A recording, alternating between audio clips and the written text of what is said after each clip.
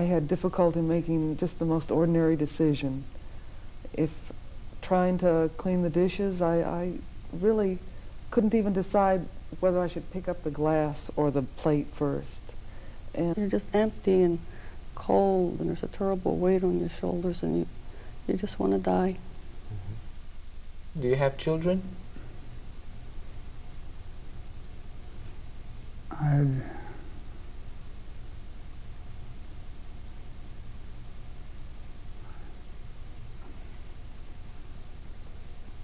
forgotten now.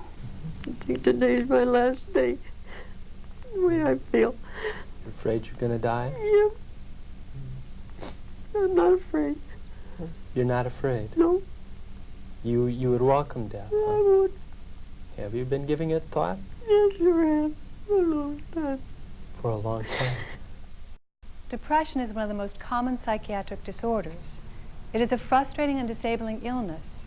Yet treatment for depression has dramatically improved over the last 20 years.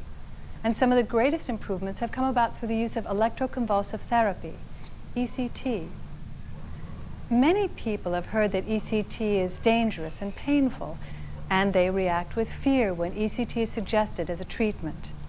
However, the way ECT is given has been greatly improved and refined over the past 10 to 15 years. ECT, as it is performed today, is a safe and effective treatment for severe depression. But what is ECT? Why is it used? What is it like to have an ECT? What are the risks? We'll answer these and other questions by describing what ECT is, showing an actual ECT procedure, and asking people who've had it how it has affected them. You'll be better able to decide, based on knowledge and understanding, whether ECT is appropriate therapy for you. In ECT, small amounts of current are sent to the brain. The current causes brain activity discharges in the part of the brain that controls sleep, appetite, and mood. These discharges have the effect of reducing depression.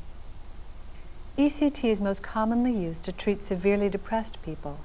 It can be helpful to patients who do not respond to antidepressant medication, are thinking seriously about suicide, have unclear or unrealistic thinking, or have very poor self-care. Before patients undergo ECT, they are carefully assessed, including a complete medical history, a physical examination, laboratory screening, an electrocardiogram, an X-ray of the spine, and consultations with a cardiologist and anesthesiologist.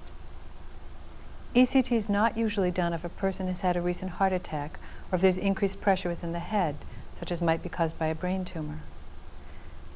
Before the ECT treatment begins, a team made up of a psychiatrist, a primary nurse, and a psychiatric social worker talk with the patient and family to provide emotional support and information about ECT. They will also ask you to read and sign a consent form for the procedure. Because anesthesia is given for the procedure, the patient can have nothing to eat or drink after midnight of the day of the ECT. Several health professionals form the ECT staff: a psychiatrist, a resident doctor, an anesthesiologist, or nurse anesthetist, and a staff nurse. ECT is done in an intensive care unit or special ECT suite. Usually 8 to 10 treatments are given over a span of 2 to 4 weeks. Each ECT procedure lasts about 15 to 20 minutes. Once in the ECT suite, the nurse anesthetist begins an intravenous line. This will be the only time during the procedure that the patient feels any pain. The blood pressure and heart rate are monitored throughout the ECT. The psychiatrist uses an electroencephalogram, EEG machine, to monitor brain waves during the procedure. This helps the ECT staff measure the brain activity caused by the treatment. The nurse anesthetist gives a short-acting anesthetic through the IV. The patient will fall asleep in a few minutes. A muscle-relaxing medicine is then given to reduce muscle contractions and prevent injury. Before this is given, another blood pressure cuff is attached to one leg to prevent the medicine from affecting the muscles of one foot. By observing contractions in this foot, we will be able to monitor the brain activity during the ECT. The nurse anesthetist helps the patient breathe throughout the rest of the ECT. She also places a mouthpiece in the patient's mouth. This helps the patient breathe and protects the patient from muscles that contract during the passage of current. The psychiatrist places the ECT electrodes on the patient's head. In some ECT treatments, the electrodes may be placed on both sides of the head. This method is called bilateral ECT. It usually requires fewer treatments, but it may increase memory disturbances. Or, the electrodes may both be placed on the same side of the head. This method is called unilateral ECT. It may require 2 to 4 more ECT treatments, but memory disturbances may be fewer. While the treatment is applied, the psychiatrist monitors brain waves on the EEG monitor. He also monitors the contractions of the cuffed foot. This allows him to check the effectiveness of the treatment. The patient usually recovers consciousness within a few minutes. After recovering, the patient is taken back to their room. The nurses continue to monitor blood pressure, pulse, breathing, and level of alertness. There may be some slight discomfort immediately after each ECT.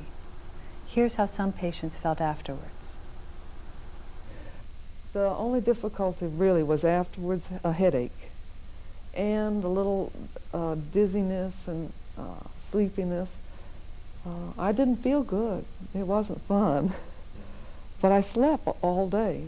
I would come back and have my breakfast. It was always done in the morning. So I would come back, have my breakfast, and go to bed and sleep. And wake up and have my lunch, come back, go to bed and sleep.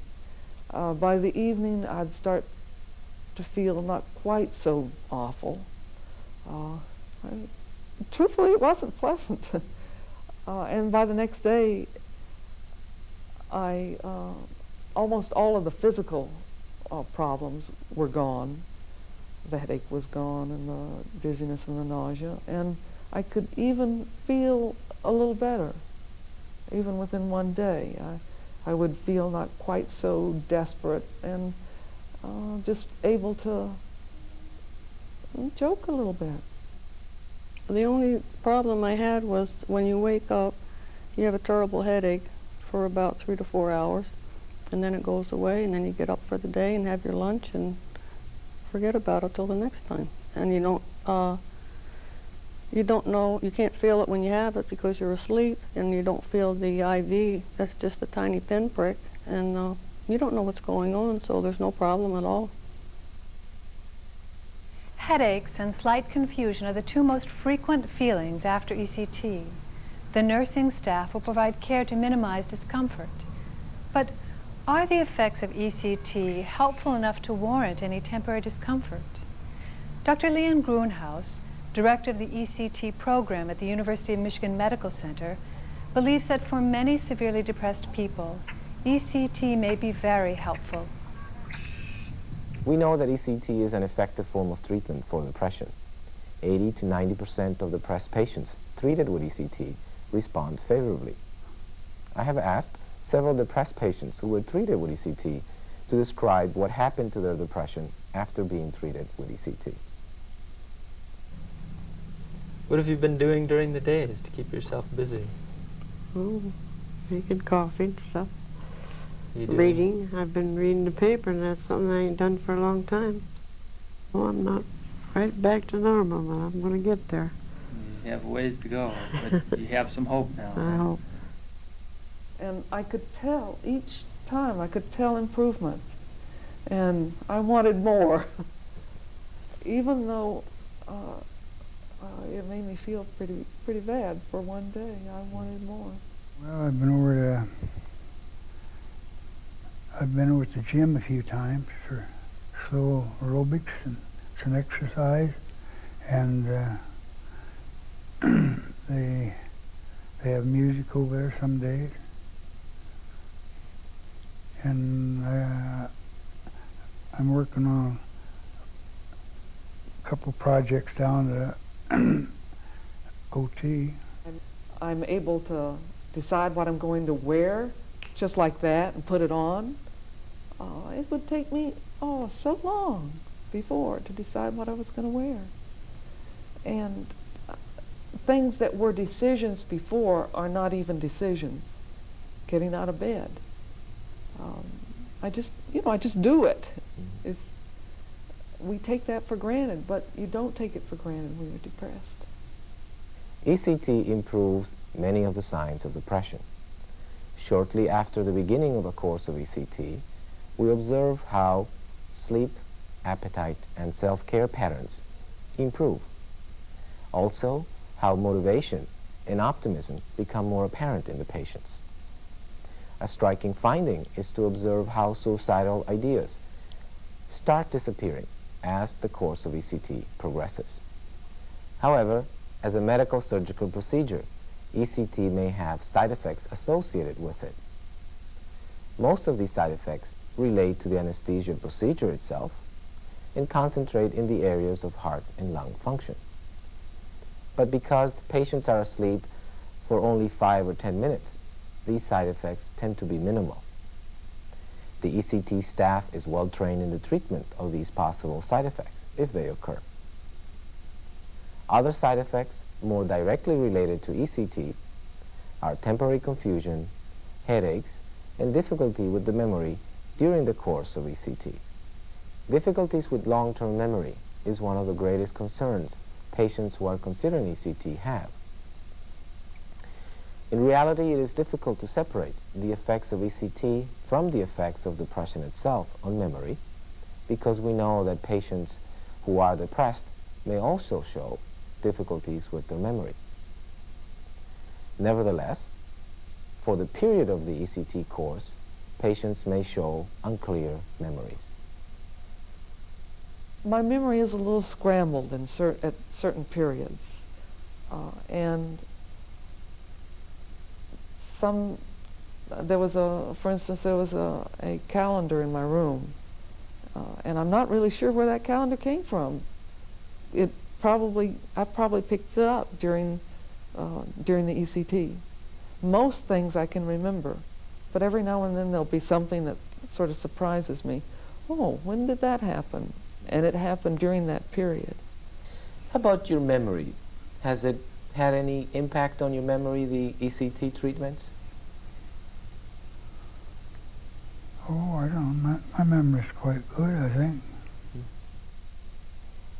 As we mentioned previously, any memory difficulties observed during a course of ECT may relate to the depression itself, the anesthesia procedure, and the actual ECT treatments. We know that 80 to 90% of the patients who received bilateral ECT will report that their memory has recovered within the 3 to 6 months after the treatments, while 10 to 20% of the patients may report a change in the quality of their memory. On the other hand, patients who received unilateral ECT report full recovery of the memory functions within 3 to 6 months after ECT. So, is ECT worth it? The best way to answer this question is to ask those who've had ECT to describe what it has meant to them. You came in, you were pretty nervous too. How's that been for you? Oh, I'm calmed down. I don't shake. Are you back to normal in that way? No, I'm not right back to normal, but I'm going to get there. So they thought they would try ECT, and I was against it. At first, I was afraid of it, because my father had had it 40 years ago, and it was very different then than it is now. But I'm glad I had it, because it brought me back to myself. Mm-hmm. To see myself healing, it was like a time lapse. It happened so quickly. I could see myself healing, and the staff is supportive, and the patients, other patients are supportive, and it was a good experience. And well, I'll say it again, if I do feel myself slipping, I'd like to come in for a tune-up. It worked. It really worked. ECT's effect on depression can be dramatic, but is it for you? If ECT is offered to you as a treatment for depression, it is because your doctor thinks you will benefit from it. We hope you'll feel more comfortable making this choice now that you've seen the procedure and heard from people who have had ECT.